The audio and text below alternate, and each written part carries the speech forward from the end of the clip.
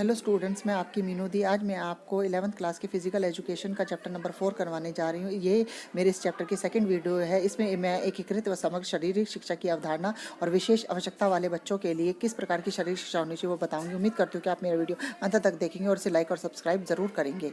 मैं आपको बताऊँगी कि एकीकृत या समग्र शिक्षा शारीरिक शिक्षा की अवधारणा की क्या आवश्यकता है।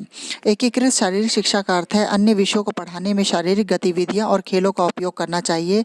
विविध अनुसंधान दर्शाते हैं कि 2 या 2 से अधिक विषयों का एकीकरण विद्यार्थियों की दिलचस्पी बढ़ा रहता है। अगर विद्यार्थी एक ही सब्जेक्ट पढ़ते हैं तो उन्हें क्या नाम कहते हैं, बहुत ज़्यादा परेशानी उद्भव होती है। लेकिन एक के साथ में अगर दूसरा विषय भी सम्मिलित किया जाता है और वो खेल कूदों से सम्मिलित हो तो क्या नाम कहते हैं, उनकी दिलचस्पी बढ़ जाती है। यही कारण है कि आज अध्यापक गण विज्ञान, सामाजिक विज्ञान और गणित की विषय वस्तु समझाने के लिए कक्षा के भीतर बाहर अनेक गतिविधियों आयोजित करते हैं।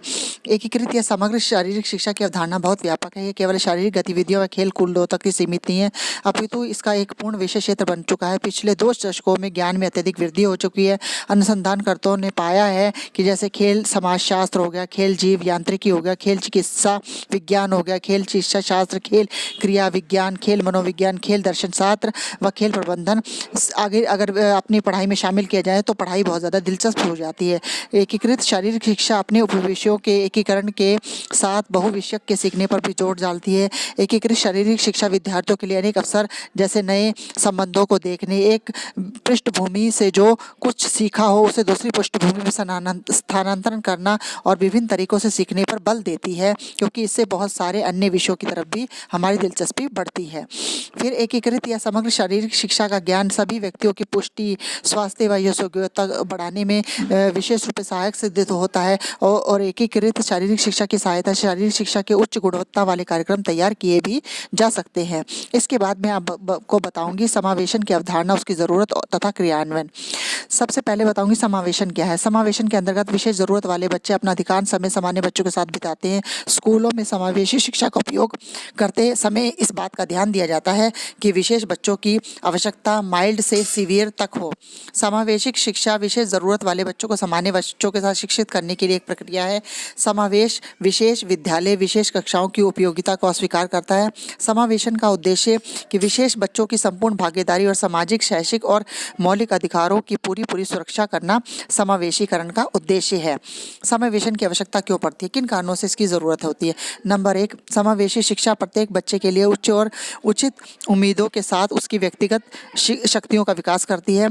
समावेशी शिक्षा अन्य छात्रों को अपनी उम्र के साथ कक्षा में जीवन में भाग लेने और व्यक्तिगत मूल्य लक्ष्यों को पर काम करने हेतु प्रेरित करती है। समावेशी शिक्षा बच्चों को उनके शिक्षा के क्षेत्र में और उसके स्थानीय स्कूलों की गतिविधियों में उनके माता पिता को भी शामिल करने की वकालत करती है। और समावेशी शिक्षा समान और अपनेपन की स्कूल संस्कृति के साथ साथ व्यक्तिगत मतभेदों को भी स्वीकार करने में अवसर प्रदान करती है। यानी समावेशन का मतलब है वे बच्चे जो शारीरिक या मानसिक रूप से विकलांग हैं उन्हें सामान्य बच्चों के साथ पढ़ाने से उनके अंतर उत्साह और प्रेरणा जागृत होती है। विशेष आवश्यकता वाले बच्चों के लिए विभिन्न व्यवसायिकों का योगदान। परामर्शदाता विशेष शिक्षा परामर्शदाता विशेष आवश्यकता वाले बच्चों के साथ काम करता है। यह परामर्शदाता प्राथमिक, माध्यमिक तथा उच्च माध्यमिक विद्यालयों में काम करते हैं। ये जो परामर्शदाता या कंसल्टेटर जो होते हैं विशेष आवश्यकता वाले बच्चों के लिए शैक्षणिक, भावनात्मक उत्थान, व्यक्तिगत तथा सामाजिक उत्थान के अवसर उपलब्ध करवाता है।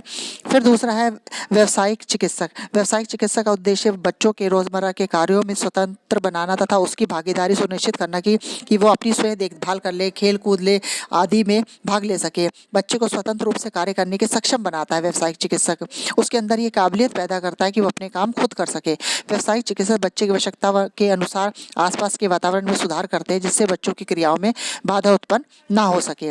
फिर है भौतिक चिकित्सक। भौतिक चिकित्सक शारीरिक कार्य प्रणाली के विकास तथा सुधार करने के लिए विशेष रूप से प्रशिक्षित होते हैं।